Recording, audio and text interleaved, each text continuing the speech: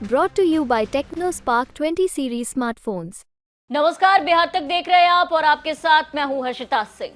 बिहार महागठबंधन में seat sharing के फॉर्मूले को लेकर पेच अभी फंसा हुआ है। सूत्रों की माने तो आरजेडी कांग्रेस को 6 से 7 सीटों पर ही निपटाने में लगी है, लेकिन कांग्रेस इससे ज्यादा सीटें चाहती है। इसके साथ ही पूर्णिया सीट कांग्रेस पप्पू यादव के लिए चाहती है। इस सीट से चुनाव लड़ने के लिए पप्पू यादव ने अपनी पूरी पार्टी के साथ कांग्रेस में विलय किया।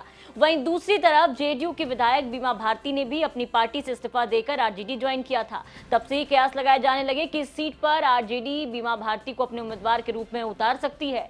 पूर्णिया की सीट को लेकर के कांग्रेस और आरजेडी के बीच खींचातानी लगातार जारी है। अब ऐसे में कयास लगाए जाने लगे हैं कि पप्पू यादव के साथ कहीं कीर्ति झा आजाद की तरह खेला ना हो जाए। इससे पहले भी कांग्रेस में शामिल होने वाले कीर्ति आजाद के साथ खेल हो गया था।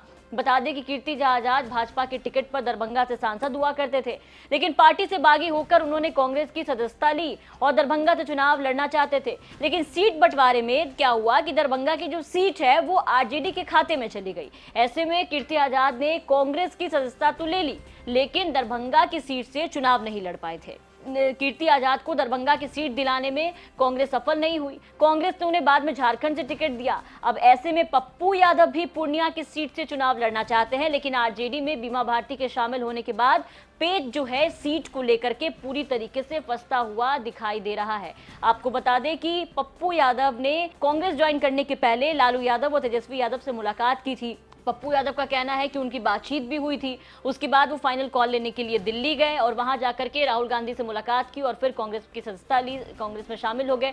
लेकिन इसी बीच आपको बता दें कि अब पूर्णिया सीट को लेकर के जो मामला है वो पूरी तरीके से फंसता हुआ नजर आ रहा है जब से बीमा भारती की इस आरजेडी में एंट्री हुई है। अब ऐसे में कयास लगाए जाने लगे हैं कि कहीं कीर्ति झा आजाद की तरह पप्पू यादव के साथ भी खेल ना हो जाए। पप्पू यादव ने तो साफ साफ ऐलान कर दिया है बीमा भारती के आने के बाद कि मर जाएंगे लेकिन कांग्रेस का साथ नहीं छोड़ेंगे, दुनिया छोड़ देंगे लेकिन पूर्णिया नहीं छोड़ेंगे। और पूर्णिया को पप्पू यादव ने अपनी लाइफ लाइन तक कह दिया है।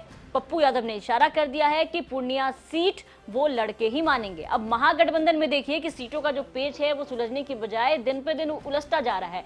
यही वजह है कि कहीं ना कहीं अब तक महागठबंधन में सीटों का हुआ। बिहार में लालू प्रसाद यादव जो है वो कांग्रेस को 6 या 7 सीटों से ज्यादा देने को तैयार नहीं है और यहाँ पर कांग्रेस में के लोगों में नाराजगी है और इसी को लेकर के कांग्रेस जो है वो फ्रेंडली फाइट करने को भी तैयार है।